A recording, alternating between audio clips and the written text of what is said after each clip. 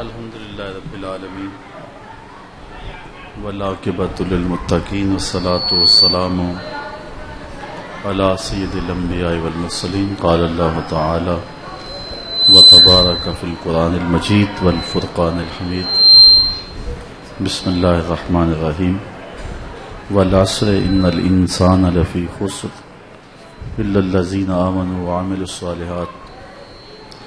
وعملوا الصالحات وتواصوا بالحق وتواصوا بالصبر صدق اللہ مولانا العظیم وصدق رسولہ النبی الکریم الرؤوف الرحیم اللہم نور قلوبنا بالقرآن وزین اخلاقنا بالقرآن وادخلنا الجنة بالقرآن ونجنا من النار بالقرآن قال اللہ تعالی وتبارک فی شان حبیبہ مخبرا وعامرا ان اللہ وملائکتہ یصلون علی النبی یا ایہا الذین آمنوا صلوا علیہ وسلموا تسلیما صلاۃ والسلام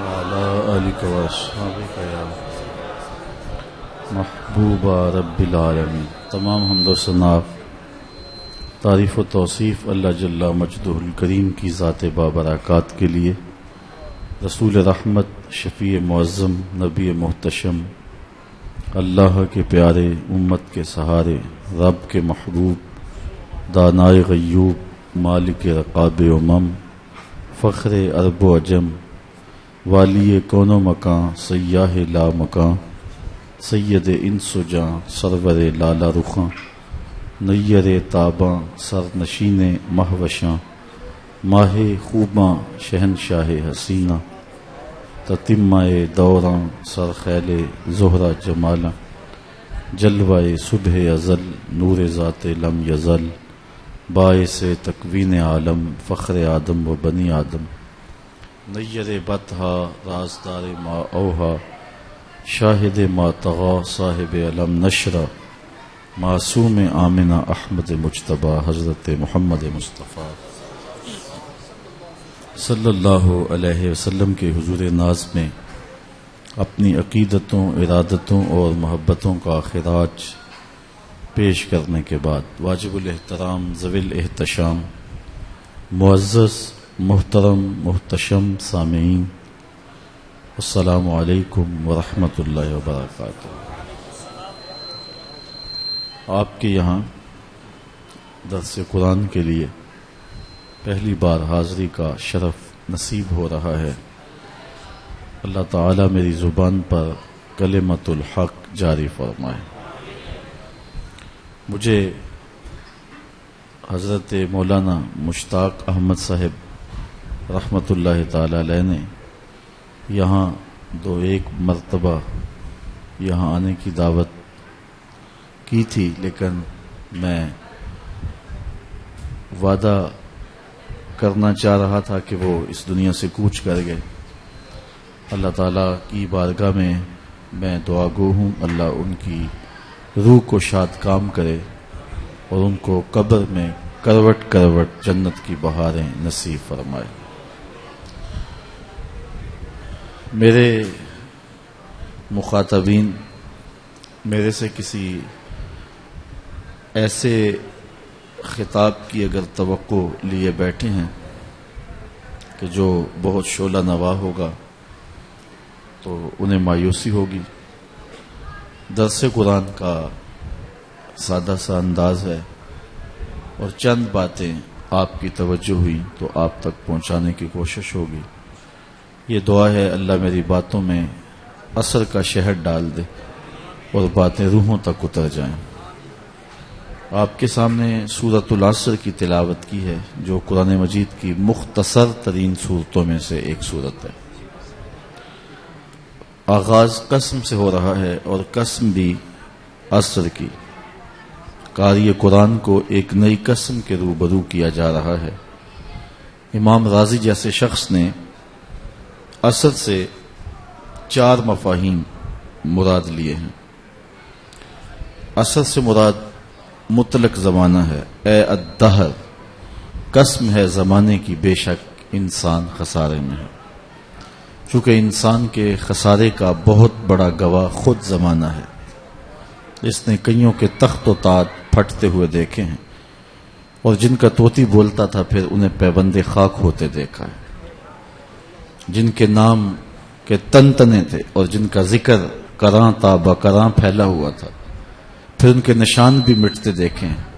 زمانے نے ان کی قبروں کی خاک اڑتی دیکھی۔ مشتاق یوسفی نے کیا خوب کہا تھا، مٹ گیا مشتاق دل سے رنگ یاد رفتگاں، پھول مہنگے ہو گئے قبریں پرانی ہو گئی۔ تو زمانہ بڑوں بڑوں کو بھلا دیتا ہے، اور اس نے بڑوں کو بچھاڑ کے رکھ دیا ہے۔ تو انسان کے خسارے کا بہت بڑا گواہ خود زمانہ ہے۔ دوسرا قول امام رازی نے بیان کیا ہے کہ عصر سے مراد وقت عصر ہے، جب سورج مائل بغروب ہو جائے اور ہر شے کا سایہ اصلی سائے کے علاوہ 2 گنا ہو جائے، اس وقت سے لے کر کے غروب آفتاب تک کا وقت عصر کا وقت کہلاتا ہے۔ عصر کے وقت کی قسم اس لیے بھی کی کہ جب سورج عصر پہ پہنچتا ہے تو بہت جلد غروب ہو جاتا ہے۔ غافل انسان کو تنبیہ کی گئی ہے، تیری زندگی ڈوبتے سورج کی طرح ہے، دیگرتے دن گیا محمد اوڑک نو ڈوب جانا۔ تیسری بات امام رازی نے عصر کے بارے میں یہ لکھی ہے کہ عصر سے مراد نماز عصر ہے، چونکہ یہ وقت انتہائی اہم ہوتا ہے۔ دکاندار نے دکان بھی سمیٹنی ہے، گاہک کا بھی زور آ گیا، تو بہت سارے لوگوں کی نماز رہ جاتی ہے۔ تو کہا کہ کہیں خسارے کا سودا نہ کر لینا، اور رزق کی تلاش میں رازق کو بھول نہ جانا، کہیں عصر کی نماز ضائع نہ کر بیٹھنا، یہ سودا خسارے کا ہوگا۔ چوتھا معنی جو امام رازی نے کیا ہے، وہ امام رازی کو کرتے بھی لطف آیا ہوگا، اور آپ کو سنتے بھی مزہ آئے گا، اور مجھے سناتے بھی سرور نصیب ہوگا۔ امام رازی کہتے ہیں کہ عصر سے مراد مخصوص زمانہ ہے، اور وہ زمانہ ہے جناب رسالت مآب صلی اللہ علیہ وسلم کا۔ اللہ نے محبوب کے زمانے کی قسم کر کے کہا ہے کہ محبوب انسان خسارے ہے، میں قسم ہے مجھ کو تیرے زمانے کے حسن کی، تیرے زمانے کے جمال کی، کہ انسان خسارے میں۔ اچھا، یہاں امام رازی ٹھہر گئے اور اس معنی کو متعین کرنے کے لیے دلیلیں فراہم کی۔ کہا کہ یہاں محبوب کے زمانے کی قسم کی ہے، سورۃ البلد میں اللہ نے محبوب کے شہر کی قسم کی ہے، لا اقسم بہذا البلد، مجھے قسم ہے شہر کی۔ سورۃ البلد بالاتفاق مکی سورت ہے، تو یقیناً یہاں سے مکہ ہی مراد ہے، چونکہ ہاذا کا اشارہ قریب کے لیے ہوتا ہے۔ تو کہا مجھے قسم ہے اس شہر کی، یعنی مکہ المکرمہ کی۔ اس شہر کی قسم کیوں فرمائی؟ یہاں اللہ کا گھر کعبہ ہے، جو عزتوں کا بہت بڑا حوالہ ہے، مقام ابراہیم ہے، چاہے زمزم ہے، صفا و مروہ ہے، مطاف ہے، مزدلفہ ہے، منا ہے، عرفات ہے، ایک ایک قدم پہ انوار کی برکھا برستی، کعبہ شریف پہ ہر لمحہ 120 رحمتیں اترتی، مستجاب کے قریب سے گزرتے ہوئے جب زائر دعا مانگتا ہے تو اللہ کے فرشتے آمین کہتے ہیں۔ حجر اسود بہت بڑا حوالہ ہے اس گھر کا، اور آپ نے وہ منظر جنہوں نے حج کیا یا عمرے کی سعادت پائی، وہ نظروں میں گھوم گیا ہوگا کہ حجر اسود کو چومنے کے لیے بے تابیاں کیا ہوتی ہیں۔ بوڑھے اشخاص بھی ہتھیلی پہ جان رکھ لیتے ہیں کہ اس پتھر کو چومنا ہے، یار اکلوتی اولاد کے لیے دل میں اتنا پیار نہیں ہے جتنا اس پتھر کے لیے پیار ہے۔ اللہ اکبر۔ اس راز کو حضرت عمر نے کھولا، طواف کرتے رکے، حجر اسود کو چوما اور کہا اے حجر اسود میں تجھے کبھی نہ چومتا اگر میرے رسول نے نہ چوما ہوتا۔ ہم نے قطرہ دیکھا نہ کبھی دریا پہ غور کیا۔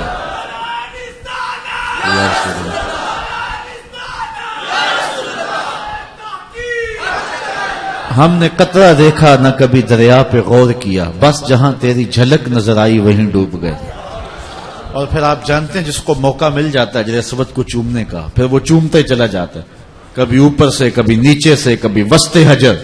کسی نے کہا یہ سمندر پار سے آئے لوگ بڑے دیوانے ہیں، ایک جگہ سے پتھر چومنے کا موقع مل گیا، چوم لیں اور جان چھوڑ دیں، یہ چومے جا رہے ہیں. تو میں نے کہا صاحب یہ پتھر تھوڑا چوم رہے ہیں, یہ تو کسی کے ہونٹوں کے نشان ڈھونڈ رہے ہیں.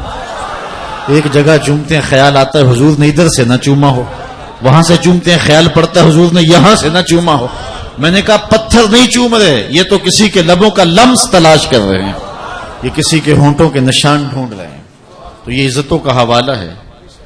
اچھا آپ پھر تھوڑا سا پیچھے آ جائیں تو مقام ابراہیم ہے, اور یہ بھی عزتوں کا حوالہ ہے. واتخذوا من مقام ابراہیم مصلی, کہا جائے نماز بنا لو. یا اللہ تیرے گھر کا طواف ہو گیا, کافی نہیں ہو گیا؟ کہا اگر محبت کی بولی سمجھتے ہو تو اپنے ڈیرے سے یار کا ڈیرا اچھا لگتا ہے. اتنی دیر تک طواف نہیں مانوں گا جب تک وہاں پیشانی نہیں رگڑو گے جہاں میرے یار کے قدم لگے. عجیب رنگ ہے. اچھا اگر آپ کی توجہ ہو تو اسلام نے پتھروں سے دور نہیں ہٹایا, لیکن ان پتھروں سے نیڑے کیا جا رہا ہے. کل منسوب الی محبوب محبوب, جو شے محبوب کی جانب نسبت رکھتی ہو تو وہ بھی محبوب ہوتی ہے. پائے سگ بوسیدہ مجنو, خلق گفتہ این چے سود, گفت این سگ گاہے گاہے کوئے لیلا رفتہ بود. رومی کہتے کسی نے مجنو کو دیکھا کتے کے پاؤں چوم رہا ہے. کہا انسان ہو کے کتے کے پاؤں چوم رہے ہو؟ کہا تم نہیں جانتے, یہ کتا کبھی کبھی یار کی گلی سے گزرتا ہے. جو کتا یار کے کوچے سے گزرے اس کے تو پاؤں چومے جائیں, پھر کوچہ حبیب کا اپنا عالم کیا ہوگا, پھر اس کی کیفیت کیا ہوگی. اچھا بات لمبی نہ ہو جائے, صفا مروہ یہ بھی پہاڑیاں ہی ہیں نا, کھردرے پہاڑ, لیکن رب کہتا ہے یہ میری نشانیاں ہیں. ذرا غور تو کیجئے, یہ پتھروں سے دور ہٹایا جاتا ہے, اسلام کا مزاج ہے, لیکن ان پتھروں کے نیڑے کیا جا رہا ہے. کو ہمالیہ کتنا اونچا پہاڑ ہے, کیٹو کی چوٹی زمانہ معترف ہے. یہ فیوجی پہاڑ جاپان میں دنیا دیکھنے جاتی ہے. یہ سال میں 4 رنگ بدلتا ہے, دنیا بھر سے سیاح دیکھنے آتے ہیں. لیکن اللہ نے کسی اور پہاڑ کو, کسی مرمری پہاڑ کو, کسی مختلف رنگوں کے حامل پہاڑوں کو اپنی نشانی قرار نہیں دیا. پست قامت پہاڑ, کھردرا پہاڑ, رب کہتا ہے یہ میری نشانی ہے. تو وجہ ڈھونڈے تو ایک ہی وجہ ہے, اس پہاڑ کی چھاتی پر حضرت ہاجرہ کے قدم لگے, علی اللہ کی ولیہ کے قدم لگے. اگر آپ کی توجہ ہو تو یہاں ایک بات کہنا چاہوں گا, جس پتھر کی چھاتی پہ ایک ولیہ کے قدم لگ جائیں وہ پتھر تو عظمتوں کا حوالہ بن جائے اور رب اس کو اپنی نشانی قرار دے دے, اور جہاں امام الانبیاء خود موجود ہوں اس گنبد خضرا کا عالم کیا ہوگا. اچھا پھر آگے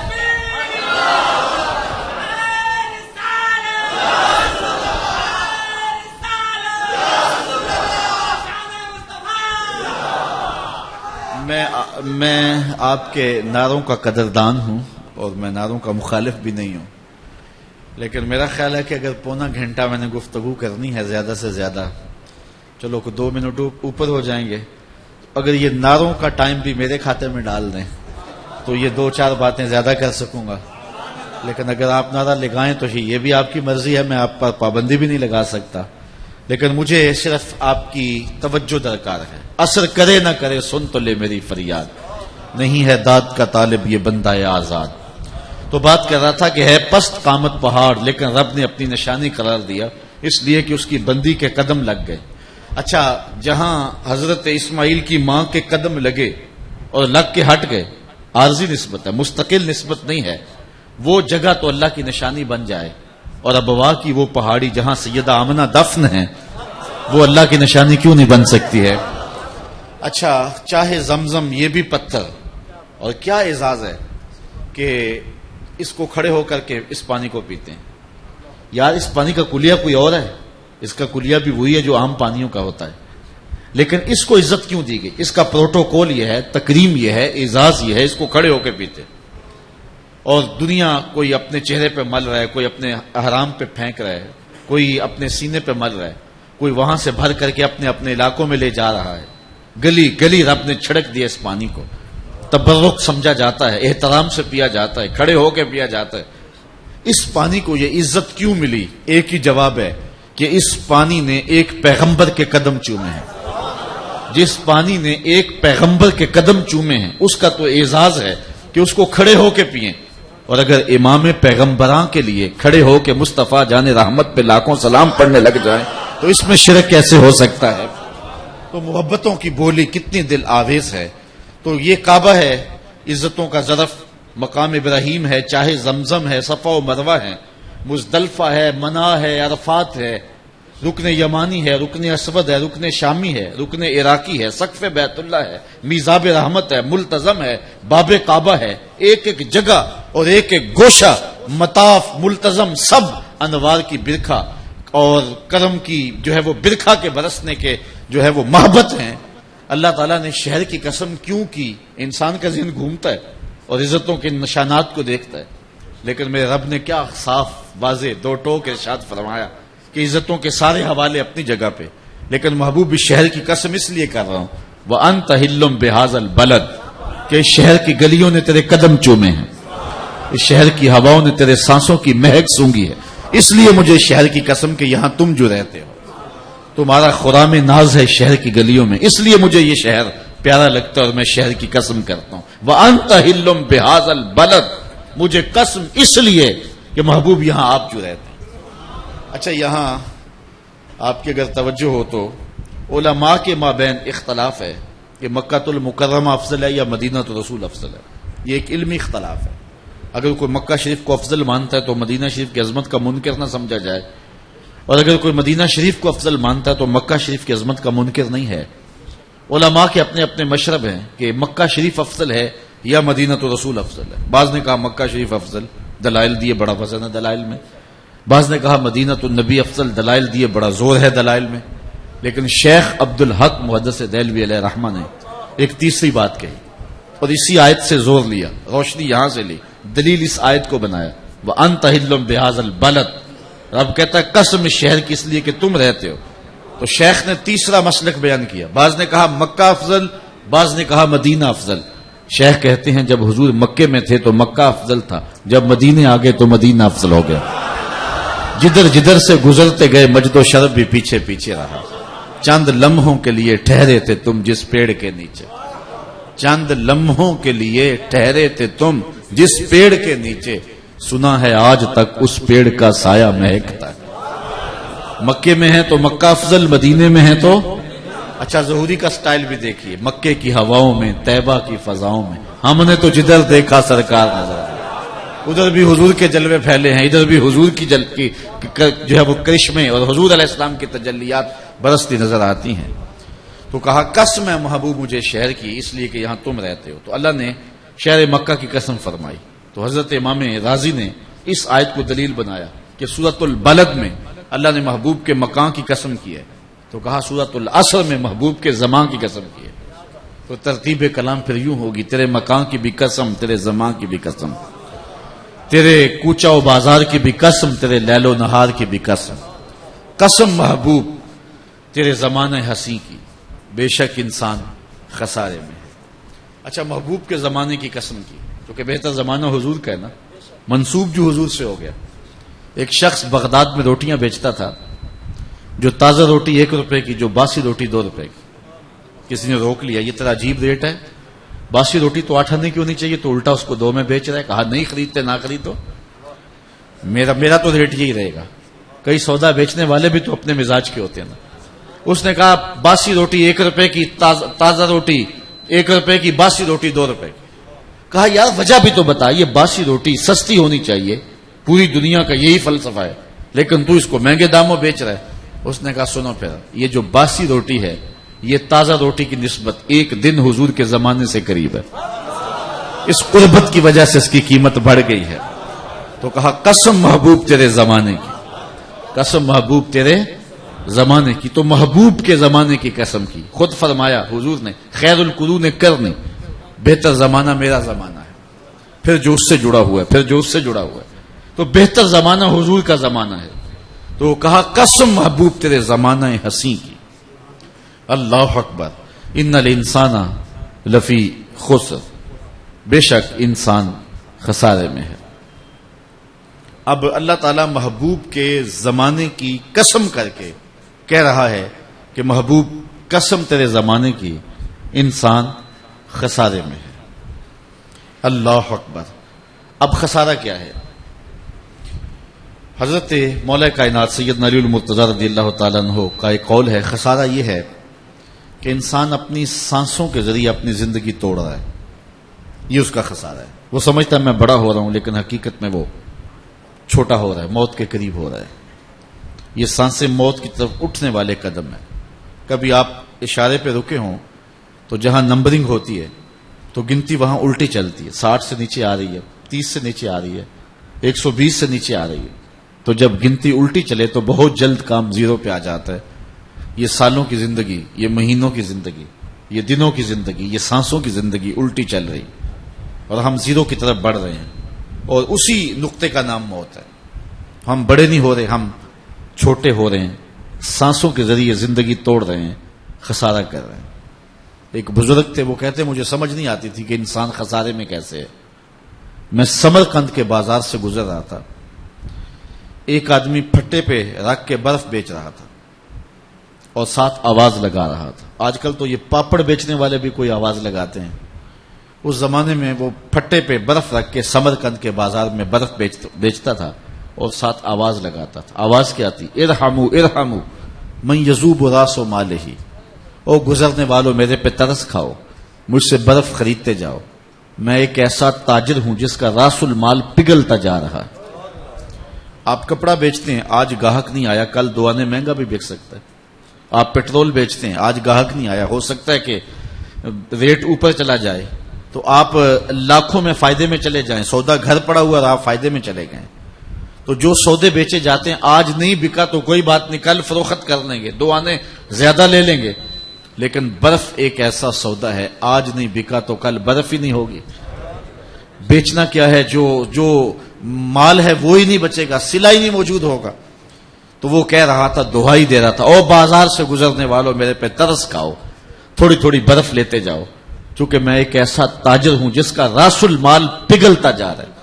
وہ کہتے ہیں جب اس نے آواز لگائی نا تو میرے قدم رک گئے، اور میں نے کہا مجھے ان الانسان لفی خسر کا ترجمہ سمجھ میں آ گیا۔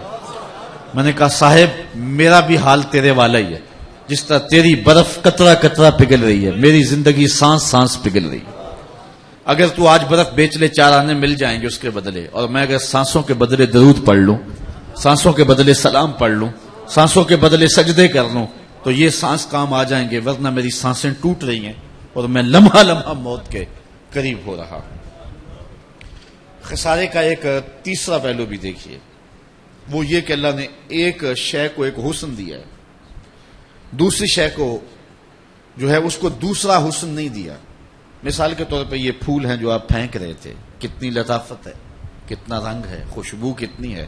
آپ کے دیش میں تو پھولوں کا ایک جہاں آباد ہے، سڑک سے گزرتے ہوئے جدھر بھی نظر اٹھے تو آنکھوں کو ٹھنڈک پہنچتی ہے، تراوت ملتی ہے۔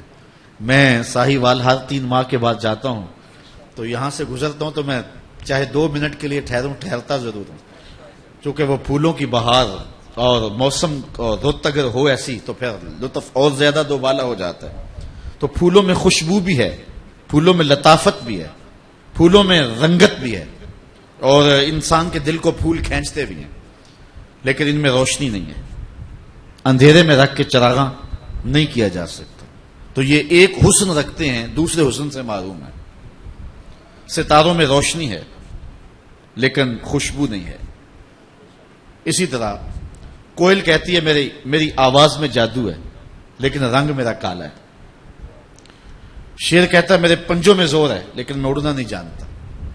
بلبل کی آواز میں تاثیر ہے لیکن اس کے پنجوں میں طاقت نہیں ہے۔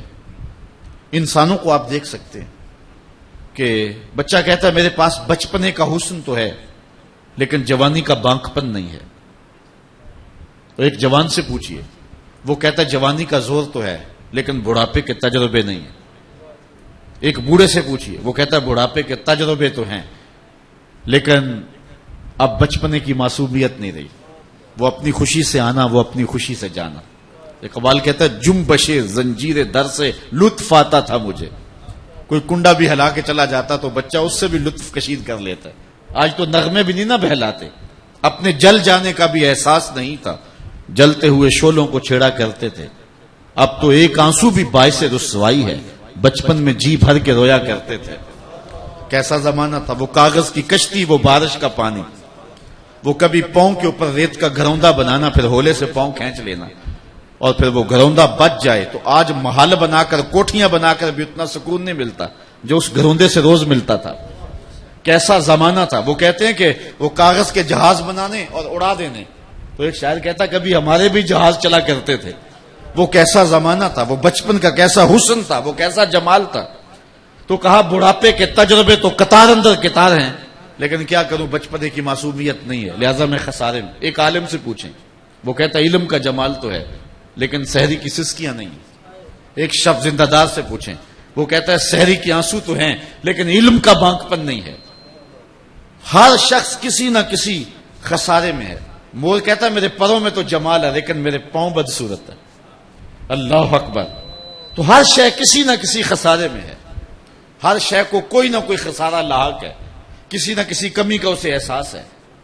اور پھر اگر تمہیں شوق آ جائے کسی ایسی ذات کے دیکھنے کا جس میں کوئی خسارہ نہ ہو، جس میں کوئی کمی نہ ہو، حسن کی ساری بجلیاں اور جمال کی ساری شوخیاں اور حسن کے سارے کرینے اگر ایک پیکر میں ڈھونڈنے کا شوق ہے تو رب کہتا ہے مدینے کی گلی میں آ جاؤ، میں نے ایک ذات محمد عربی کی ایسی بنائی ہے جس میں سارے حسن اکٹھے کر دیے۔ حسن یوسف دم عیسیٰ ید بیضا داری، ہما دارند آنچ خوباں تو تنہا داری۔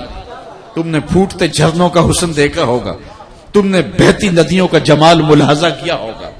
یار رت ہو ساون کی اور برستی برکھا ہو تو لطف دو بالا ہو جاتا ہے، اور موسم ہو بہار کا اور پھول کھلے ہوں اور آپ سڑک کے کنارے کنارے جا رہے ہوں تو دائیں بھی بہار اور بائیں بھی بہار، تو دل تو مچلتا ہے، جذبات تو مہکتے ہیں اور کیا کیفیات پیدا ہوتی ہیں۔ اور تم نے کوسے قضا کی رنگینیاں بھی دیکھی ہوں گی، تم نے دھنک کی شوخیاں بھی دیکھی ہوں گی، تم نے پربتوں کی کتاروں پر اگے ہوئے درختوں کا جمال بھی ملاحظہ کیا ہوگا، تم نے کوئل کی صدا بھی سنی ہوگی، تم نے جو ہے وہ بلبل کی آواز بھی سنی ہوگی، تم نے مور کے پروں کے اندر قدرت کی صنائی بھی دیکھی ہوگی، تم نے تتلی کے پروں کے اندر قدرت کی مینا کاری بھی دیکھی ہوگی۔ لیکن یہ سارے حسن، سارے جمال اگر ایک پیکر میں دیکھنے کا شوق آ گیا ہے تو رب کہتا ہے اس کے لیے میں نے ایک ہی ذات بنائی ہے، میرے محبوب کی دہلیز پہ دستک دو، سارے حسن ایک دہلیز سے مل جائے۔ تو انسان خسارے میں ہے، خسارے سے بچنا ہے تو حضور کی چوکھٹ پہ آنا ہو۔ اچھا یہاں ایک اور بات کہ آج کا انسان ویسے خسارہ نہیں مانتا، وہ کہتا ہے میں تو خسارے میں نہیں ہوں، میں تو ہواؤں کے دوش پہ اڑتا ہوں، میں تو پانی کی تہ میں اترنے کے فن سے آشنا ہوں، میں تو جو ہے وہ راکٹ ایجاد کر لی ہیں، میں تو ایٹم کا کلیجہ شک کر لیا، میں تو زمین کی تنابیں تھام چکا ہوں، میں نے تو پانی کو مسخر کر لیا، میں تو ہوا کی تنابیں پکڑی ہوئی ہیں، میں تو پوری دنیا کو گلوبل ولیج بنا لیا، میں تو خسارے میں نہیں ہوں، میں تو ہواؤں کے دوش پہ اڑتا ہوں، میری تسخیر کی کہانی دیکھیے اور میری جائیداد کی کرشمہ سازیاں دیکھیے، میں تو خسارے میں نہیں ہوں۔ رب کہتا ہے محبوب قسم تیرے زمانے کی یہ خسارے میں ہے۔ اچھا انسان خسارہ مانتا نہیں ہے اور رب کہتا ہے تیرے زمانے کے حسن کی قسم یہ ہے خسارے میں، تو پھر خسارہ کیا ہوا؟ علماء فرماتے ہیں خسارہ جو ہے یہ حیوانیت کا نہیں ہے، خسارہ انسانیت کا ہے۔ آج اگر انسان کہے کہ میں خسارے میں نہیں ہوں تو وہ یہ مادی ترقی کو سمجھتا ہے کہ یہ خسارہ نہیں ہے، یہ تو میں اوپر کو جا رہا ہوں، میں تو ترقی کو جا رہا ہوں، میں تو عروج اور بانکپن پا رہا ہوں، کہاں گھاس پھونس کی جھونپڑیاں اور کہاں علی نصب کوٹھیاں، میں کب خسارے میں ہوں؟ کہاں کھانے کے لیے نان شبینہ بھی میسر نہیں تھا اور کہاں ٹیبل پہ اتنے کھانے لگے ہوتے ہیں کہ انتخاب مشکل ہوتا ہے کون سا کھائیں کون سا چھوڑیں، کہاں ایک ہی لباس تھا جو 6 ماہ گزر جاتے تھے اور کہاں اتنے لباس کے بدلنے کی باری نہیں آتی۔ تو آج کا انسان کہتا ہے میں تو خسارے میں ہوں ہی نہیں، لیکن رب کہتا ہے محبوب قسم تیرے زمانے کی یہ خسارے میں ہے۔ تو پھر خسارہ کیا ہوا؟ تو علماء فرماتے ہیں خسارہ مادیت کا نہیں ہے، خسارہ حیوانیت کا نہیں ہے، خسارہ انسانیت کا ہے۔ اگر انسان ہواؤں کے دوش پہ اڑتا ہے تو کیا ہوا؟ من کی دنیا سے تو ناشنا ہو گیا۔ اگر یہ چرخ پہ جھولتا ہے تو کیا ہے؟ اندر کی دنیا تو اجاڑ ہو گئی۔ اگر اس کے کپڑے چٹے ہو گئے من تو میلا ہو گیا۔ خسارہ ہوا کہ نہ ہوا؟ آج بھائی بھائی کا گلا کاٹ رہا ہے کہ نہیں؟ آج جو ہے وہ دولت پرستی آ گئی ہے کہ نہیں؟ آج وہ تن چمک گیا لیکن من میلے ہو گئے کہ نہ ہوئے؟ تو پھر انسان خسارے میں ہوا کہ نہ ہوا؟ آج وہ کیا کسی نے کہا تھا گھر کی آگ بجھی تو کچھ سامان بچا تھا جلنے سے، سو وہ بھی ان کے ہاتھ لگا جو آگ بجھانے آئے تھے۔ وہ انسان خسارے میں نہیں ہے تو اور کیا ہے؟ یار خسارے سے بچا ہوا انسان دیکھنا ہے تو حضور کے زمانے میں آنا ہوگا۔ آج کا انسان دہشت گرد ہے، آج کا انسان ڈرون حملے کرتا ہے، آج کا انسان مسجدوں کے اندر حملہ آور ہوتا ہے، وہ جو ہے وہ درباروں پر بھی حملہ آور ہوتا ہے۔ آج کا انسان چھوٹے بچوں کو بھی جو ہے وہ اڑا دیتا ہے بمبوں سے، ان کی بوٹیاں چپک جاتی ہیں دیواروں سے۔ آج کا انسان وحشی ہو گیا ہے، آج کا انسان مذہب کا احترام نہیں کرتا، آج کا انسان کا خون پیتا ہے، آج کا انسان دشمن ہو گیا۔ لیکن محبوب کے دور کا انسان دیکھنا ہے، ابو بکر عمر جیسے لوگ ملیں گے، عثمان و علی جیسے لوگ ملیں گے، بلال حبشی جیسے لوگ ملیں گے، سلمان فارسی جیسے لوگ ملیں گے۔ تو کہا قسم محبوب تیرے زمانے کی، انسان خسارے میں ہے، خسارے سے بچا ہوا انسان دیکھنا ہے تو محمد عربی کی چوکھٹ پہ حاضر ہونا ہو۔ اللہ اکبر، کہا قسم ہے محبوب تیرے زمانے کی، انسان خسارے میں ہے۔ اچھا، خسارے پہ بہت باتیں کی جا سکتی ہیں لیکن آگے بڑھتے ہیں۔ الا الذین آمنوا، خسارے سے بچا کون ہے؟ کیا ہر شخص خسارے میں ہے؟ الا الذین آمنوا، کہا خسارے سے بچا وہ ہے جس کے ہاتھ میں حضور کا دامن ہے۔ الایمان ہے یا تصدیق بما جاء بہ النبی صلی اللہ علیہ وسلم۔ علامہ سعد الدین تفتازانی نے شرح عقائد کے اندر ایمان کی یہی تعریف لکھی ہے۔ حضور، سادہ لفظوں میں اس کا ترجمہ کر رہا ہوں کہ ایمان حضور سے وابستگی کا نام ہے، حضور سے دل بستگی کا نام ہے، حضور سے قلبی اور روحی تعلق کا نام ہے۔ یہ بات بھی سن لیں کہ حضور سے ذہنی تعلق کا نام نہیں ہے، حضور سے قلبی تعلق کا نام ہے۔ یہ ایمان ہے، ایمان حضور سے قلبی اور روحی تعلق کا نام ہے۔ دوسرے لفظوں میں یہ بھی کہا جا سکتا ہے حضور کو جاننے کا نام ایمان نہیں ہے، حضور کو ماننے کا نام ایمان ہے۔ الذین آتیناہم الکتاب یعرفونہ کما یعرفون ابناءہم، اللہ کہتا ہے کہ جن کو ہم نے کتاب دی وہ اس پیغمبر کو یوں جانتے تھے جس طرح بیٹوں کو جانا جاتا ہے، لیکن مومن نہیں ہوئے، کیونکہ ایمان جاننے کا نام نہیں ہے، ایمان ماننے کا نام ہے۔ یار مکھی پھول کو جانتی ہے اور شمع کو جانتی ہے، لیکن جانتی ہے مانتی نہیں ہے، مانتا پروانہ ہی ہے۔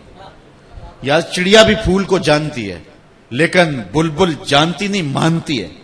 تو ایمان جاننے کا نام نہیں ہے، ایمان ماننے کا نام ہے۔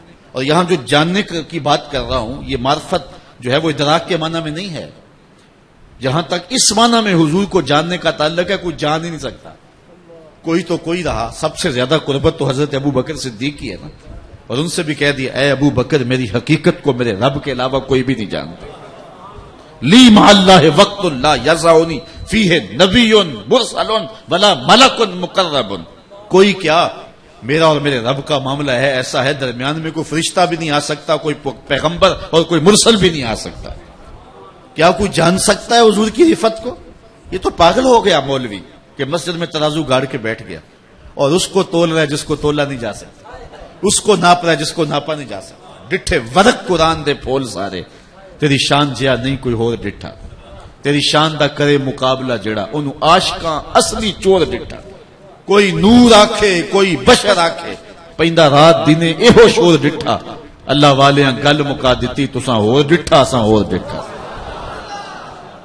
ہمارے ایک بزرگ تھے فرمایا کرتے تھے تم نے حلیمہ کی بکریوں کے پیچھے پیچھے دیکھا، سدرہ پر جبریل کے آگے آگے نہیں دیکھا۔ اور اقبال کہتا تو نے یوسف کو کنویں میں دیکھا تو کیا دیکھا، ارے ناداں جو مطلق تھا مقید کر دیا تو نے، تو ابھی تک کنویں میں دیکھ رہا ہے، وہ مصر کے تخت کا مالک بھی بنا ہوا ہے۔ تو جہاں تک جاننے کا تعلق ہے حضور کو کوئی جان سکتا ہی نہیں ہے۔ اللہ نے وہ رفت عطا فرمائی ہے، کوئی حد ہے ان کے عروج کی، بلغ العلاب کمال۔ شرح عقائد کی تشریح ہے النبراس، اس میں علامہ عبدالعزیز پرہاروی علیہ الرحمہ نے لکھا ہے کہ حضرت ابو الحسن رفاعی کہتے ہیں میں نے ایک دن روحانی طور پہ پرواز کی، حتی صعدت فی الفوقانیات، یہاں تک کہ بہت اونچا چلا گیا، اور روح پرواز کر سکتے اس میں اختلاف بھی نہیں ہے، چونکہ روح امر الہی کا نام ہے، یا سالونہ کا روح کل روح من امر ربی، تو روح کی پرواز ممکن ہے۔ تو وہ کہتے ہیں میں نے روحانی پرواز کی، یہاں تک کہ میں بہت اونچا چلا گیا، 7 لاکھ عرش عبور کر گیا۔ تو آواز آئی ابو الحسن رفاعی کدھر آ رہے ہو؟ میں نے عرض کی مالک معراج کی رات جس عرش کی چھاتی پہ محبوب کے قدم آئے تھے میں اس عرش کی تلاش میں، نہ سفر بشرط معال ہے، نہ طلب بقید سوال ہے، فقط ایک سیری ذوق کو میں بھٹک رہا ہوں کہاں کہاں، میرے دل کی یہ خلوتیں کئی بار سج کے اجڑ گئیں، مجھے بارہا یہ گما ہوا تم آ رہے ہو کشاں کشاں۔ کہا میں تو اس عرش کی تلاش میں ہوں، تو آواز آئی ارجع لا وصول لک، ابو الحسن رفاعی پلٹ جاؤ، تم کروڑوں سال بھی پرواز کرو، جس عرش کی چھاتی پہ محبوب کے قدم آئے وہاں تمہارا خیال بھی نہیں پہنچ سکتا۔ جس نبی کے قدم اتنے اونچے ہیں اس نبی کا سر کتنا اونچا ہوگا؟ کوئی حد ہے ان کے عروج کی؟ بلغل اولاب کمال ہی۔ تو ایمان نام ہے حضور کو ماننے کا، حضور سے وابستگی کا نام ایمان، حضور سے دل بستگی کا نام ایمان۔ تو کہا قسم محبوب تیرے زمانے کی، بچے گا وہ جو تیرے دامن سے لپٹ جائے گا۔ آج تو خیر دور بدل گیا، جو بوڑھے بزرگ ہیں یا جن کی عمر 40 سے اوپر ہے انہوں نے وہ چکیاں دیکھی ہیں، آثار کے طور پہ کہیں وہ رکھی، نئی عمر کے لوگ بھی دیکھ سکتے ہیں۔ پہلے چکی سے آٹا پیستے تھے، دو پتھر ہوتے ہیں اس کے، ایک نیچے والا ایک اوپر والا، نیچے والا جامد اور ساکن ہوتا ہے اور اوپر والا متحرک ہوتا ہے، درمیان ایک میں کلی ہوتی ہے اور اس کے ارد گرد تھوڑی سی خالی جگہ ہوتی ہے جہاں دانے ڈالتے ہیں۔ ہمارے علاقے میں تو اسے گالا کہتے ہیں، اور پھر جب اس پتھر کو گھماتے ہیں تو جو دانے ان دو پتھروں کے نیچے آ جاتے ہیں وہ پس جاتے ہیں، اور جو اس کلی کے ساتھ لگے رہتے ہیں وہ بچ جاتے ہیں۔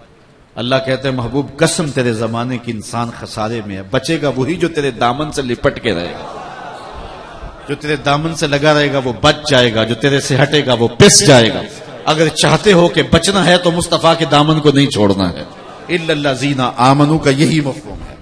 وہ کہا قسم محبوب تیرے زمانے کی انسان خسارے میں ہے، الا الذین آمنوا، بچا وہ ہے کہ جس کے ہاتھ میں دامن حضور کا ہے، وعاملوا الصالحات۔ دوسری بات، ایمان کے بعد جس چیز کی تاکید کی، خسارے سے بچنے کا جو راستہ دیا، اعمال صالحہ۔ ہمارے احناف کے نزدیک ایمان مجرد تصدیق قلبیہ کا نام ہے، اعمال نفس ایمان میں شامل نہیں ہیں، لیکن جو اعمال ہیں وہ ایمان کا ثمر ضرور ہے۔ ایمان اگر دعویٰ ہے تو یہ اس کی دلیل ہے۔ آج ہم صرف اس پہ فارغ ہو جانا چاہتے ہیں کہ ہم مومن ہیں، عمل کی زندگی سے ہم گریزاں ہیں۔ اور آج کتنے فیصد لوگ ہیں کہ جو اللہ کے حضور پانچگانہ سجدہ کرتے ہیں؟ ہم صرف اس پہ مطمئن ہیں کہ ہم مسلمان ہیں، اور ہم کلمہ پڑھتے ہیں اور یہی جو ہے وہ ہم کہتے ہیں کہ کافی ہمارے لیے، جبکہ اللہ تعالیٰ نے قرآن مجید میں ایمان کے بعد عمل کے تکرار کے ساتھ اور عمل کی تاکید کے ساتھ ہمیں ایمان کا تقاضا بتایا ہے کہ ایمان کا ثمرہ تمہیں نصیب ہوگا میرے محبوب کی اداؤں پہ چلو گے تو، اعمال صالحہ اختیار کرو گے۔ بلکہ آج کل تو فیشن یہ ہے کہ بطور فیشن کہہ دیا جاتا جی آج کل تو دین پہ چلنا ہے ہی بڑا مشکل، اور یہ بات ایک بندہ کرتا ہے تو سارے اس کی تائید میں سر ہلاتے ہیں، یار واقعی بڑی بات ہے، آج کل تو بڑا اوکھا ہو گیا ایمان جو ہے وہ اسلام پہ چلنا۔ یہ وہ بندہ کہہ رہا ہے جو مسجد میں آتا تو اندر اے سی لگا ہوا ہے، قالین بچھے ہوئے ہیں، ٹھنڈا پانی دستیاب ہے، باہر گن مین کھڑے ہیں، اس کو کوئی ضرر نہ پہنچے۔ جو مخملی مسلوں پہ سجدہ کرنے کے لیے مسجد کے اندر آیا وہ فیشن سے کہتا ہے آج کل بڑا اوکھا ہے دین پہ چلنا۔ میں کہا کرتا ہوں صاحب تیرے لیے مشکل ہے یا کربلا والے حسین کے لیے مشکل تھا؟ تیرے لیے دین پہ چلنا مشکل ہے یا تپتی ہوئی ریت کے اوپر لیٹنے والے بلال حبشی کے لیے مشکل تھا؟ جن کے لیے مشکل تھا انہوں نے تو کہا نہیں کہ مشکل ہے، اور ہم جو ہے کہہ رہے جی بہت اوکھا ہو گیا۔ بلال حبشی کو بیڑیاں پہنائی جاتی ہیں، کبھی پاؤں میں رسی ڈال کے گھسیٹا جاتا ہے، کبھی چکی پسوائی جاتی ہے، کبھی جو ہے وہ تپتے ہوئے کولوں پہ لٹایا جاتا ہے، کبھی بھاری پتھر سینے پہ رکھا جاتا ہے، لیکن بلال آگے سے جو ہے وہ مسکراتے ہیں۔ اچھا ظالم امیہ کوڑے مار رہے تو حضرت بلال آگے سے ہنس رہے تھے۔ کسی نے گزرتے ہوئے کہا بلال عجیب تماشا ہے، یہ تمہیں کوڑا مارتا ہے اور تم آگے سے ہنستے ہو۔ تو جو بلال نے دیا جواب وہ سننے کے قابل ہے، ٹھنڈ پڑے گی روح کو، ایمان کو تقویت ملے گی۔ حضرت بلال کہنے لگے کہ تم بازار میں جاؤ نا مٹی کا پیالہ خریدنے کے لیے تو اس کو بھی ٹھونک ٹھونک کے دیکھتے ہو کہیں کچا تو نہیں ہے، اس کی آواز تو ٹھیک ہے۔ کہا تم تو ہنڈیا بھی لینے جاؤ اور مٹی کا پیالہ بھی خریدنے جاؤ تو اس کو بھی ٹھونک ٹھونک کے دیکھتے ہو کہیں کچا تو نہیں ہے، اس کی آواز تو نہیں خراب۔ کہا میرا مالک بلال کو خرید رہا ہے، دیکھ رہا ہے بلال کہیں کچا تو نہیں ہے۔ میں کہتا ہوں مالک خرید لے بلال کو، کھال ادھر بھی جائے گی، حق حق کی صدا پھر بھی ختم نہیں ہوگی۔ زخم پہ زخم کھا کے جی، خون جگر کے گھونٹ پی، آہ نہ کر لبوں کو سی، یہ عشق ہے دل لگی تھی۔ جب محبت کا دم بھرا ہے تو یہ سب کچھ کرنا ہوگا، دکھ سہنے ہوں گے، تکلیفیں برداشت کرنا پڑے گی۔ ہم ان کی کہانی نہیں بھول سکتے جن کو 2 اونٹوں کی 2 پچھلی ٹانگوں سے باندھ کر کے کہا کہ یا منحرف ہو جا دین سے یا اونٹوں کو ہانکا لگا دیں گے، تیرا بدن چر جائے گا۔ اس نے کہا کرو جو کرنا ہے۔ پھر جب اونٹوں کو ہانکا لگتا ہے، بدن چرتا ہے، سرخ سرخ قطرے خون کے گرتے ہیں اور بدن 2 حصوں میں بٹتا ہے۔ ہمیں تاریخ بتاتی ہے جب تک زبان تک جو ہے وہ بدن چرا نہیں ہے اور زبان بولتی رہی ہے، لفظ یہی تھے، فزت برب الکعبہ، فزت برب الکعبہ، فزت برب الکعبہ، کعبے کے رب کی قسم میں زندگی کی بازی جیت گیا ہوں، کعبے کے رب کی قسم میں زندگی کی بازی جیت گیا ہوں۔ راہ خدا میں تکلیفیں آئیں اور دکھ پہنچے، یار اہل محبت تو کہتے ہیں جے سونا میرے دکھ وچ راضی تے میں سکھ نو چلے ڈھاواں۔ وہ تو اس بات پہ فخر کرتے ہیں کہ محبوب نے ہمیں جو ہے وہ نظر التفات میں رکھا ہوا ہے اور ہمیں تکلیف پہنچ رہی ہے اور ہمیں اذیتیں پہنچ رہی ہیں، تو راہ خدا کے اندر اگر تکلیف آ جائے تو بھاگ نہیں جانا چاہیے۔ اور ہمارا حال تو یہ کہ گرمی کی شدت ہو تو نمازی سکڑ گئے، سردی کی شدت ہو تو نمازی سکڑ گئے، مخملی مسلوں پہ نماز پڑھنا اوکھا ہوگا تو کربلا کون سجائے گا؟ پھر بلال کی سنت کون ادا کرے گا؟ تو کہا کہ یہ دین عمل مانگتا ہے، دین ہم سے تقاضا کرتا ہے کہ تم عمل بچا لاؤ، الا الذین آمنوا وعملوا الصالحات، اچھے عمل کرو، کھال بھی ادڑ جائے تو کوئی بات نہیں ہے۔ راہ عظیمت کا سفر کرنا ہے، یہ تکلیفیں تو آئیں گی، دکھ تو سہنے پڑیں گے، اور ہر اذیت اور ہر دکھ کو ہنس کے اگر قبول کرو گے تو محبوب کی رضا کا سبب ہوگا۔ الا الذین آمنوا وعملوا الصالحات وتواصوا بالحق وتواصوا بالصبر۔ بات مختصر کرتے ہیں، اور حق کی وصیت اور صبر کی وصیت، تواصو حق اور تواصو بالصبر، یہ دو اور جو بچنے کی صورتیں ہیں۔ انسان کو خسارے سے اگر بچنا ہے تو اس کو 4 چیزیں اختیار کرنا ہوگی۔ ایک ایمان، اور ایمان سب سے قیمتی متاع ہے۔ ساری دنیا کی دولتیں انسان کے پاس ہوں، ہواؤں میں اڑے، چرخ پہ جھولے، اقتدار کی مسند بچھی ہو، زمانہ سلوٹ کرے، لیکن اندر ایمان سے خالی ہے، ٹگے کا آدمی نہیں ہے، لیکن جھونپڑی میں رہتا ہے، نان شبینہ کو ترستا ہے، کھانے کے لیے کچھ نہیں ہے، پیٹ چپک کے کمر سے لگا ہوا ہے، نوالے کے لیے ترس رہا ہے، معاشرے میں جانتا کوئی نہیں ہے، لیکن اندر چراغ روشن ہے ایمان کا، تو یہ معتبر شخص ہے۔ سب سے قیمتی اثاثہ جو ہے بندہ مومن کو جو دنیا پہ دیا گیا وہ ایمان ہے، اور قیامت کے دن سب سے بڑی جو دولت مومن کو دی جائے گی وہ دیدار الہی ہوگا۔ اگر ایمان ہے تو پھر کوئی پریشانی نہیں ہے، اگر ایمان نہیں ہے تو پھر جو مرضی مل جائے۔ آج وہ بد نصیب بھی ہیں جو بیرون ملک جانے کے لیے اپنے پیپرز کے اوپر مرزائی لکھ دیتے ہیں اور چند ٹگوں کے لیے ایمان کو بیچ دیتے ہیں۔ اتنی سستی متاع ہے بلا ایمان کہ چند ٹگوں کے عوض بیچ دیا جائے، سارا زمانہ بھی پلڑے میں رکھ دیا جائے، تو ایمان تو نہیں بیچا جا سکتا۔ میرے محبوب نے کہا تھا یا عمی لو وضع الشمس فی یمینی والقمر علی یساری، جب حضور کے چچا نے کہا نا کہ سب سے ٹکر لینا بڑا مشکل ہے، تو حضور نے کہا تھا کہ میرے چچا اگر یہ چاند کو میرے دائیں ہاتھ میں رکھ دیں اور سورج کو میرے بائیں ہاتھ میں رکھ دیں، کائنات کے خزانے میرے قدموں میں ڈھیر کر دیں، میں پھر بھی رب کی توحید کا نعرہ لگاتا ہی رہوں گا۔ تو حق پر جمے رہنا یہی تو سعادت مندی ہوتی ہے۔ سب سے بڑی دولت ایمان ہے، ایمان کے بعد اعمال صالحہ، پھر حق کی وصیت۔ اس پر امام قرطبی نے 3 معنی اس کے بیان کیے ہیں، اگر ان کی طرف بڑھا تو بات بڑھ جائے گی۔ اس سے مراد توحید ہے، اس سے مراد اسلام ہے، اس سے مراد قرآن ہے، کہ حق کی وصیت کی جائے توحید کے ابلاغ کے لیے، اور توحید کے نور کو پھیلانے کے لیے بندہ مومن کائنات کے ایک ایک گوشے کے اندر پیغام حق پہنچاتا ہے۔ اسلام کے نور کو ایک ایک دل میں پہنچانے کے لیے اس کی کاوشیں ہوتی، اور قرآن کو کائنات کے ایک ایک گوشے تک پہنچانا یہ اس کی زندگی کا مقصد ہوتا ہے۔ مجھے ایک صاحب کہنے لگے کہ مجھے ایک یہودی نے کہا کہ ہمارے پاس ایک جو ہے وہ فارمولہ ہے پیپسی کا، اور ہم نے دنیا کے پہاڑوں میں بھی اس کو پہنچا دیا ہے، آپ جہاں بھی کسی غار میں بھی چلے جائیں تو آپ کو پیپسی وہاں بھی مل جائے گی۔ ایک فارمولہ ہمیں ملا تو ہم نے دنیا کے ایک ایک کونے تک پہنچا دیا۔ تمہارے پاس قرآن موجود ہے، تم اپنے گھر میں بھی پہنچا نہیں سکے ہو، تمہارے اندر بھی نہیں اتر سکا، اقبال نے بڑی ستھری تنقید کی ہے، لہجہ تھوڑا سا تلخ تو ہے لیکن حقیقتیں تلخ ہی ہوا کرتی ہیں۔ بندے صوفی و ملا اسیری حیات از حکمت قرآن گیری بآیاتش ترا کار جزی نیست کیا یاسین او آساں بمیری۔ اقبال کہتا ہے تو جاہل صوفی اور کاہل ملا کے ایسے پھندے میں پھنسا کہ تو نے قرآن سے زندگی تلاش نہیں کی، قرآن کی آیتوں سے تجھے صرف اتنا سروکار ہے، جب تیرے بوڑھے کی روح اٹک گئی تو سورہ یاسین لے کے بیٹھ گیا کہ اس کی روح آسانی سے نکل جائے۔ اقبال کہتا ہے اس میں شک نہیں، روح اس کی آسانی سے نکل گئی، لیکن افسوس تیرے پہ یہ ہے کہ تو نے قرآن سے مرنا ہی سیکھا، کاش قرآن سے جینا بھی سیکھ لیا ہوتا۔ جس قرآن سے مرنے کی راہیں تلاش کی اس سے جینے کی راہیں بھی تلاش کر لی ہوتی۔ اس کا ایک ایک حرف زندگی بانٹتا ہے، اس کا ایک ایک لفظ اجالے بانٹتا ہے، حیات آفری ہیں اس کے کلمات، اس سے روشنی تلاش کی ہوتی۔ اس قرآن نے تو قوم کو کہاں سے اٹھایا اور کہاں تک لے گئی، اور آج ہم دنیا میں جو پستی اور زبوحالی کا شکار ہیں کتاب رحمت سے دوری کا نتیجہ۔ آج دیکھ لیں پوری دنیا پہ خون کس کا بہر ہے؟ امت مسلمہ کا۔ کابل میں، کندھار میں، قلعہ جنگی میں، دشت لیلا میں، تورا بورا میں، تکریت میں، موصل میں، بغداد میں، القدس میں، برما میں، کشمیر میں کس کا خون ہے؟ عافیہ صدیقی کس قوم کی بیٹی ہے؟ آج ام احمد کی چیخیں جو ہے وہ ہواؤں میں تحلیل ہو کے رہ گئی اور کوئی بھی اس کی پکار کو نہ پہنچا۔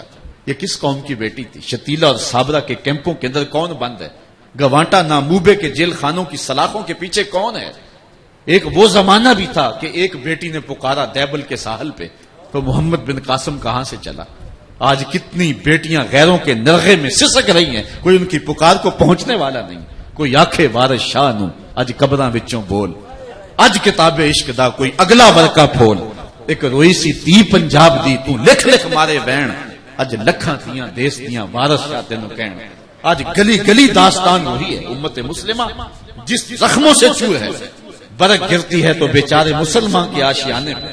آج امت مسلمہ جن اذیتوں سے دوچار ہے وہ کسی سے مخفی نہیں ہے۔ تو اقبال نے شکوے کا منہ کھول لیا، لہجہ بڑا سخت ہے، تلخ ہے، لیکن جب جواب آیا نا پھر سارا نشہ اتر گیا۔ تیرے کعبے کو جبینوں سے بسایا ہم نے، نو انسانی کو غلامی سے چھڑایا ہم نے، صفائی دہر سے باطل کو مٹایا ہم نے، تیرے قرآن کو سینوں سے لگایا ہم نے، پھر بھی ہم سے گلا ہے کہ وفادار نہیں، ہم وفادار نہیں تو بھی تو دلدار نہیں۔ لہجہ بڑا تلخ ہو گیا، لیکن اب جواب سنیے۔ جواب آتا ہے تو نشہ ہارن ہوتا ہے۔ میرے کعبے کو جبینوں سے بسایا کس نے، لفظ وہی صیغہ بدلتا ہے، میرے کعبے کو جبینوں سے بسایا کس نے، نو انسانی کو غلامی سے چھڑایا کس نے، صفائے دہر سے باطل کو مٹایا کس نے، میرے قرآن کو سینوں سے لگایا کس نے، تھے تو آباب تمہارے ہی مگر تم کیا ہو، ہاتھ پہ ہاتھ درے منتظر فردا ہو، ہر کوئی مستے مئے ذوق تن آسانی ہے، تم مسلمان ہو یہ انداز مسلمانی ہے، حیدری فقر ہے نئے دولت عثمانی ہے، تم کو اسلاف سے کیا نسبت روحانی ہے، وہ معزز تھے زمانے میں مسلمان ہو کر، تم خار ہوئے ہو تارک قرآن ہو کر۔ آج ہم نے اس کتاب رحمت کو پھر تھامنا ہے اور اس کے اجالوں سے اپنے من میں روشنی ڈالنی، قرآن مجید کے پیغام کو گھر گھر پہنچانا ہے، اس کو تبرک کے طور پہ ہی نہیں رکھ چھوڑنا بلکہ اس کے پیغام کو سمجھنا۔ یہ قرآن بتا کیا رہا ہے، یہ قرآن درس کیا دے رہا ہے، یہ قرآن زندگی کے اسلوب سکھاتا ہے، زندگی گزارنے کے طریقے اور سلیقے بتاتا ہے۔ تو کہا وتواصوا بالحق سے مراد قرآن کی وصیت ہے، وتواصوا بالصبر۔ امام قرطبی اور دیگر ائمہ فرماتے ہیں کہ یہاں بھی بہت ساری چیزیں ہیں لیکن دو باتیں، ایک تو جو زندگی میں تکلیفیں انسان کو پہنچتی ہیں ان پر صبر، واویلا نہ کرے، تھوڑی سی تکلیف آئی تو اس نے آسمان سر پہ اٹھا لیا، یہ مومن کی شان نہیں ہے، وہ دکھوں کو سہتا ہے، تکلیفوں کو برداشت کرتا ہے، حالات کی تلخیوں کو برداشت کرتا ہے، زندگی نام اسی کا ہے۔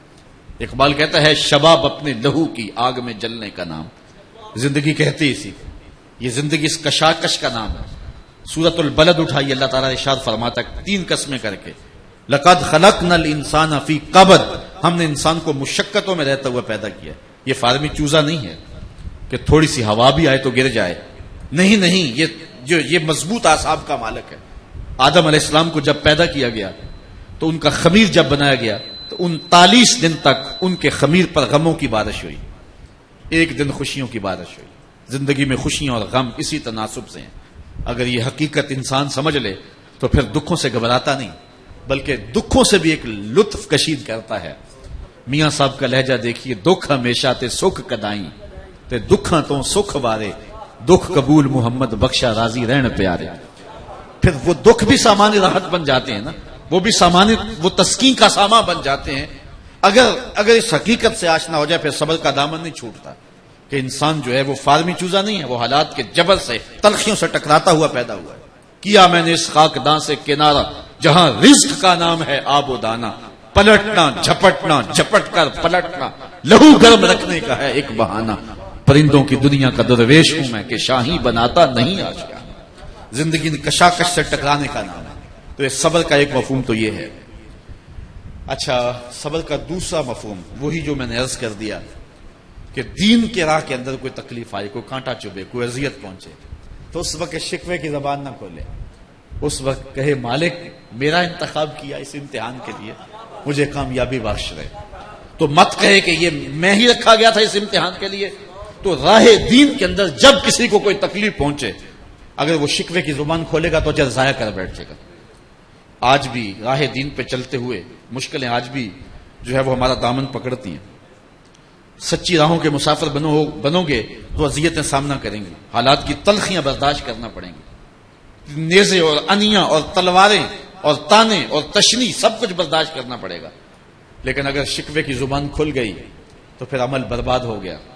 تو محبوب کے نام پہ صبر اور استقامت نہ صرف یہ کہ خود اختیار کرے, اس کا تواصل دوسروں کو بھی بتائے کہ میاں دکھ آ جائے محبوب کے نام پہ تو اس دکھ کو سامان راحت سمجھنا.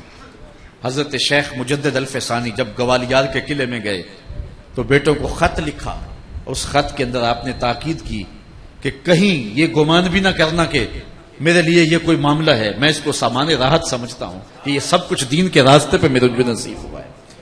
وتواصوا بالصبر, تو صبر کے دامن کو نہ چھوڑے. تو اللہ کہتا ہے محبوب تیرے زمانے کے حسن کی قسم انسان خسارے میں ہے. خسارے سے بچنے کی 4 صورتیں ہیں, ایک ایمان, دوسرا اعمال صالحہ, اور تیسرا حق کی وصیت, اور چوتھا صبر کی وصیت. اگر یہ 4 دولتیں نصیب ہیں تو کامیاب زندگی ہے, پھر خسارہ نہیں ہے. اور اگر ان 4 دولتوں میں سے کوئی چیز پاس نہیں ہے تو پھر خسارے سے بندہ بچ نہیں سکتا ہے. زندگی ٹوٹ رہی ہے, میں اور آپ لمحہ لمحہ موت کے قریب ہو رہے ہیں, اور آج ہم کسی کے لیے, اور آج ہم کسی کی قبر سے گزرتے ہوئے اس کی بات کرتے ہیں, کل ہم بھی مٹی کا رزق بننے والے ہیں. قبل اس سے کوئی حجت نہ رہے اور پھر پچھتاتے رہ جائیں. آج کا پچھتاوا کل کی بہتری کی ضمانت ہوگی.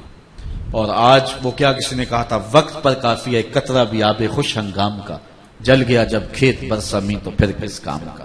آئیے زندگی کو اللہ اور اس کے رسول کی راہوں پہ لے آئیں. یہی سورۃ العصر کا مضمون ہے اور یہی سورۃ العصر ہمیں بتا رہی ہے. اللہ اس سورت کا جمال ہماری روحوں میں اتار دے. آپ لوگوں نے جس محبت سے میری باتوں کو سنا, چونکہ میرے لہجے کے اندر وہ خطیبانہ رنگ تو ہے نہیں, لیکن میں دیکھتا رہا کہ آپ محبت کے ساتھ, الفت اور کرینے کے ساتھ میری گفتگو کو سنتے رہے. اللہ آپ کو بھی جزا دے. میرے میزبان حضرت اور ان کے رفقائے کار, ان کی پوری ٹیم, اللہ نے جزا دے, خیر دے, برکتیں دے, اور ہمیں زندگی کی آخری سانس تک حضور علیہ السلام کی وفا نصیب فرمائے, اور قرآن مجید کی نوکری ہمارا مقسوم کرے. آفاق کے ہر گوشے میں قرآن سنا کر دم لینا, اب رکنا نہیں, اب تھمنا نہیں, فردوس میں جا کے دم لینا. کی محمد سے وفا تو نے تو ہم تیرے ہیں, یہ جہاں چیز ہے کیا, لوح و قلم تیرے ہیں. وآخر دعوانا ان الحمدللہ.